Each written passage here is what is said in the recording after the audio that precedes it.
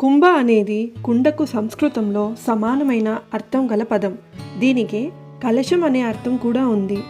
భారత ఖగోళ శాస్త్రం ప్రకారం కుంభం అనేది ఒక రాశిని కూడా సూచిస్తుంది. ఈ రాశిలోనే ఈ పండుగను నిర్వహిస్తారు. మేళ అంటే కూటమి, కలయిక లేదా జాతరగా భావించవచ్చు. అనేక మంది హిందూ యాత్రికులు గంగానది వద్దకు చేరుకొని చేసే వేడుకయే ఈ కుంభమేళ. సూర్యుడు, బృహస్పతి గ్రహం యొక్క స్థానాలు ఆధారంగా ఈ వేడుక జరుపుకోవడం జరుగుతుంది. సూర్యుడు, బృహస్పతి సింహరాశిలో ఉన్నప్పుడు ఈ కుంభమేళాను నాసిక్లోని త్రయంబకేశ్వరలోను, సూర్యుడు మేషరాశిలో ఉన్నప్పుడు హరిద్వార్లోను, బృహస్పతి వృషభ రాశిలో, సూర్యుడు మకర రాశిలో ఉన్నప్పుడు కుంభమేళాను ప్రయాగలోను, బృహస్పతి సూర్యుడు వృశ్చిక రాశిలో ఉన్నప్పుడు ఉజ్జయినిలోను నిర్వహించడం జరుగుతుంది. ప్రతి స్థలంలోనూ కుంభమేళా నిర్వహించే తేదీలను సూర్యుడు, చంద్రుడు, బృహస్పతి యొక్క స్థానాల ఆధారంగా ఎప్పటికప్పుడు నిర్ణయించడం జరుగుతుంది. సాధారణంగా కుంభమేళా ప్రతి 4 సంవత్సరాలకు ఒక్కసారి జరుగుతుంది. అర్ధ కుంభమేళా అనేది ప్రతి 6 సంవత్సరాలకు ఒక్కసారి హరిద్వార్లో లేక ప్రయాగాలో జరుగుతుంది.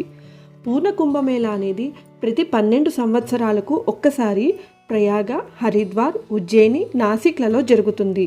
12 పూర్ణ కుంభమేళాలు పూర్తయిన తర్వాత అంటే 144 సంవత్సరాలకు ఒక్కసారి అలహాబాద్లో మహాకుంభమేళా నిర్వహించబడుతుంది.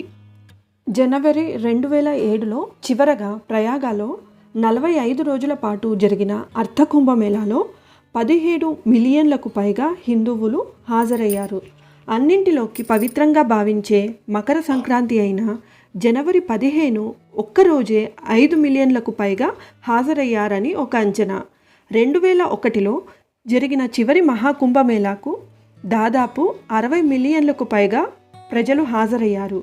ఎటువంటి సందర్భంలోనైనా ఇంత పెద్ద సంఖ్యలో ప్రజలు హాజరవ్వడం ప్రపంచ చరిత్రలోనే తొలిసారి కావడం విశేషం.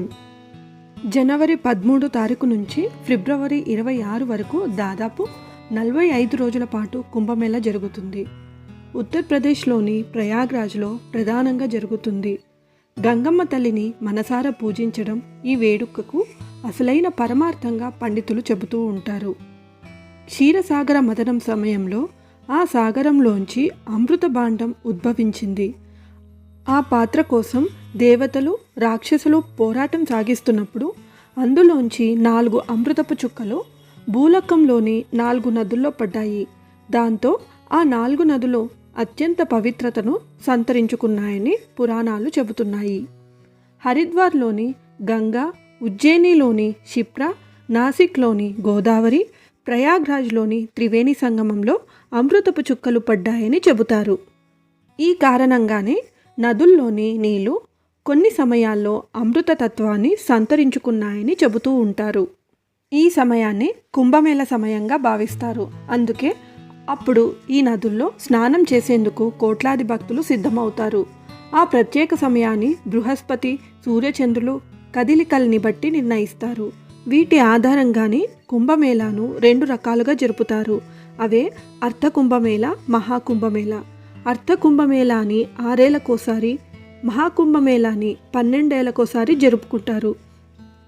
ఈ 12 ఏళ్లకోసారి వచ్చే మహాకుంభమేళాను మాత్రం దేవతల గురువైన బృహస్పతి కదలికల్ని బట్టి నిర్ణయిస్తారు. బృహస్పతి తన రాశి చక్రాన్ని పూర్తి చేయడానికి 12 సంవత్సరాలు పడుతుంది కనుక ఆ సమయాన్ని ఆధారంగా చేసుకొని తేదీలను ప్రకటిస్తారు. ఈ 12 ఏళ్లకోసారి వచ్చే మహాకుంభమేళాను మాత్రం దేవతల గురువైన బృహస్పతి కదలికల్ని బట్టి నిర్ణయిస్తారు. బృహస్పతి తన రాశి చక్రాన్ని పూర్తి చేయడానికి 12 సంవత్సరాలు పడుతుంది కనుక ఆ సమయాన్ని ఆధారంగా చేసుకునే తేదీలను ప్రకటిస్తారు. ఇప్పుడు జరుగుతోంది మహాకుంభమేళాని. ఈ సమయంలో ఆ నదుల్లో స్నానం చేయడం వల్ల ఆయురారోగ్యాలు సిద్ధిస్తాయని, చేసిన పాపాలు తొలగిపోతాయని భక్తుల విశ్వాసం. మహాకుంభమేళా ప్రతిసారి ఒకే చోట జరగదు. ఈసారి కుంభమేళా వేదిక ప్రయాగ్రాజ్లోని త్రివేణి సంగమమైన వచ్చేసారి బృహస్పతి, సూర్యచంద్రుల కదలికల్ని బట్టి మిగిలిన 3 నదుల్లో ఎక్కడైనా జరుగుతుంది. మరో కథ ప్రకారం జగద్గురువు ఆది శంకరాచార్యులు దేశవ్యాప్తంగా ఉన్న పండితుల్ని, ఆధ్యాత్మికవేత్తల్ని, సాధువుల్ని కలిసేందుకు నదుల ఒడ్డునే వేదికలు ఏర్పాటు చేశారని, అదే కుంభమేళాగా మారిందని ప్రచారంలో ఉంది. కోట్లాది జనం ఉన్న అత్యంత ప్రశాంతంగా అడుగడుగున ఆధ్యాత్మికత ఉట్టిపట్టేలా సాగే ఈ మహాకుంభమేళా ఒక్క స్నానం చేయడానికి మాత్రమే పరిమితం కాదు. సామాన్యులతో పాటుగా అపర శివ విష్ణు భక్తులైన అఘోరాలు, సాధువులు, ఆధ్యాత్మికవేత్తలు, పండితులు ఇలా దేశవ్యాప్తంగా ఎంతోమంది హాజరవుతారు. ఇక సాయంత్రం సమయంలో అర్చకులు త్రివేణి సంగమంలో ఉండే ఘాట్లలో నదీమ తల్లికి వచ్చే హారతుల్ని చూసేందుకు రెండు కళ్ళు చాలవు.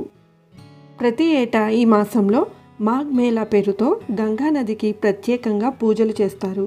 దాదాపు 40 రోజులు సాగే ఈ మాఘ్ మేళాలో పాల్గొనేందుకు దేశవ్యాప్తంగా లక్షల మంది భక్తులు ఇక్కడకు చేరుతారు. వీళ్ళంతా ఈ 40 రోజులు ఉపవాసం చేస్తూ గంగా నది ఒడ్డునే నివసించేందుకు ఏర్పాట్లు చేసుకుంటారు.